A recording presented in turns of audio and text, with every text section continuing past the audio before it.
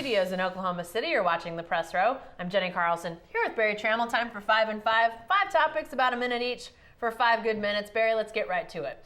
These Johnny Manziel comparisons, are teammates doing Trevor Knight a disservice? Well, if they're talking about anything off the field, the answer is yes. I mean, I would file some cease and desist orders against my teammates if somebody started comparing me to Johnny Manziel. But on the field, I don't think so, for crying out loud. I mean, yes, there's a chance that Trevor Knight is the next Johnny Manziel. Keeping with the Dumb and Dumber theme of the preseason by Bob Stoops, there's always a chance. But the truth is, Trevor Knight's probably going to be a pretty solid quarterback who's going to grow and get better and is not going to win a Heisman Trophy. Corey Nelson compared Manziel and Knight, but I don't put a lot of stock in that. I mean, it's hard. That OU defense makes everybody look like a Heisman Trophy winner. So Trevor Knight, no doubt, has looked good in scrimmages. But no, it's much more likely that Trevor Knight's a good, solid quarterback who could get a lot better in the years to come. Yeah, and I don't think it really does him a disservice. I mean, the pressure's on when you're the starting quarterback at Oklahoma regardless. I mean, I don't think what one or two people say is going to do anything to change that. I mean, to me, if you're Trevor Knight, hey, you know, your teammates believe in you. And it sounds like the way they let practice go, they've let these quarterbacks sort of get to the end of plays before they've wrapped them up. They haven't tackled them, of course, but well, I talked to some guys the other day that said they know what this guy can do. It's not like they blow every play dead right away. So they really feel like they have a sense of what Trevor Knight can do, and apparently what he can do is something pretty special. All right, Barry, what about this question? More intrigue in this opener for the Sooners, Trevor Knight or OU's defense?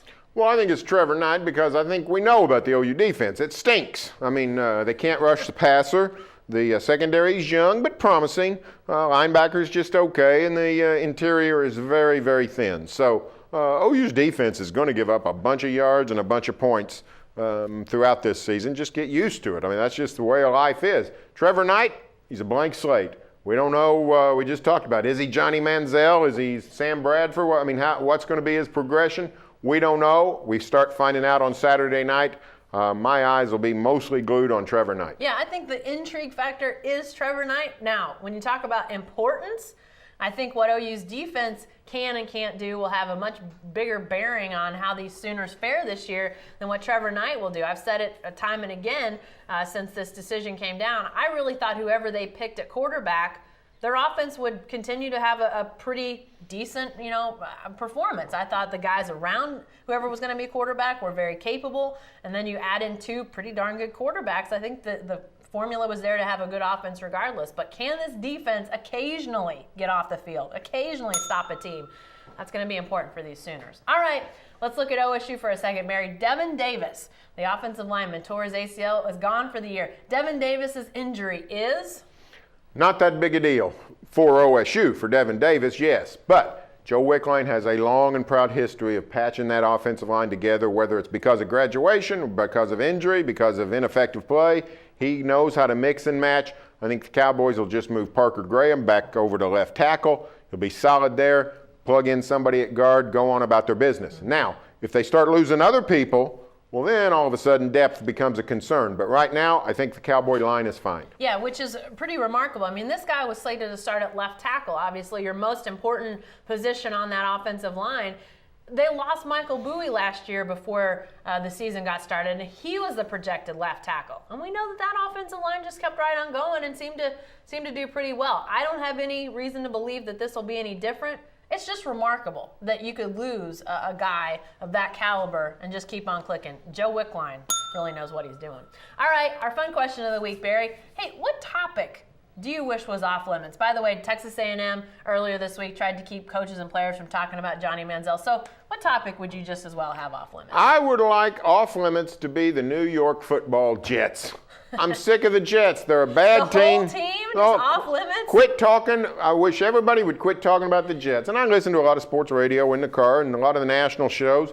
They're fixated on the Jets. Now, Rex Ryan's a fun guy to sort of mock and follow. But this is an irrelevant football franchise. Haven't been to the Super Bowl since the year of our Lord 1969, January. So they've had some good teams. They've had some flashes, but the truth is they're a mediocre team that's going backwards. In the AFC East, they're not going to be a factor at all. I'm tired of talking about Geno Smith and Mark Sanchez and the whole deal.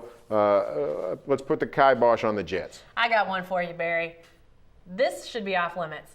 Kendrick Perkins and amnesty. How many times have we heard that topic brought up over the last few months? We get it on chats, we get it in emails, we get it from fans that we see in all sorts of places. The Thunder is not going to amnesty Kendrick Perkins.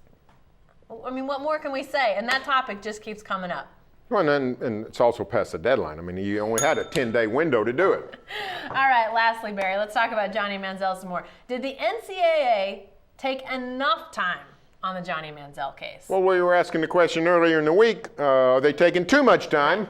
And then we get to their decision, which is suspend the guy for a half against Rice, and it leads to a legitimate question on the other end. And the answer is no, they didn't. What was the hurry? If you don't have a case, don't make the case. I got a great email from a guy that said if the NCAA really wanted to drop the hammer on Johnny Manziel, they'd have made him sit out the first half and the first series of the second half against Rice. I mean, it's become a farce. It's become an absurdity. Yeah. The NCAA looks bad. They tried to save face. They saved nothing.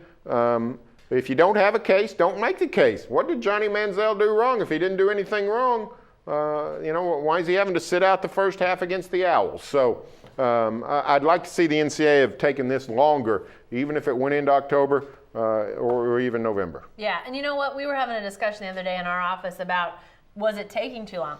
Listen, we've become sort of an NCIS culture where we think that in an hour you can go from crime to punishment. It doesn't work that way. It takes time for this stuff to come together. And clearly the NCAA felt that they had something, but they weren't able to get enough, they weren't able to get enough proof in this whole thing. And maybe the proof doesn't exist, but clearly you don't suspend a guy for a half if you've got nothing. That's the thing that I don't understand exactly. What did they have and what did they not have? Well, I mean, they're going deep into the rules about commercialism and promoting a product. And Feels like going after a mob boss with tax rules or something like that. Al Capone. There you go. All right, be sure to stay with the best coverage team anywhere at newsok.com and every day in the Oklahoman.